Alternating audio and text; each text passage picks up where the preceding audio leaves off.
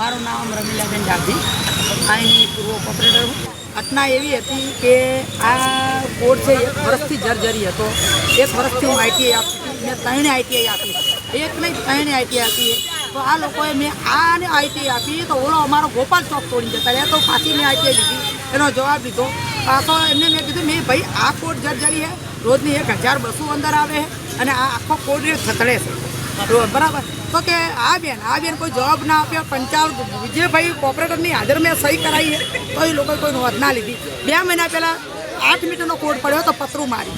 એ સમયે મેં કીધું મેં જોજો કોર્પોરેશનમાં જઈને કીધું જોજો કાંઈ હો કોઈ જનતાને કોઈ નુકસાન ના થાય. નહીં બેન અમે ટૂંક સમયમાં આવ્યા. એના 7 મહિના થઈ ગયા, કોઈ આવ્યા નહીં, કોઈ અધિકારી જોઈ નહીં. આજે એક માણસ ગુમાયું છે, એનો આજે મને બહુ મન ઘટના થાય છે બરાબર. તો આજે કોર્પોરેશન આવી અને જોઈને જતી રહી. એને મને એવો મનુભાઈએ મને એવો જવાબ આપ્યો કે બેન તમે મય તટાઈ દો બરાબર હે, અને એ તો થયા કરે અને આપણે તમે ઓફિસ આવો ને આપણે સમજી લઈએ. એનો મતલબ કોઈ સમજવા માંગતી. મારે એક છોકરાને નહીં અપાવે.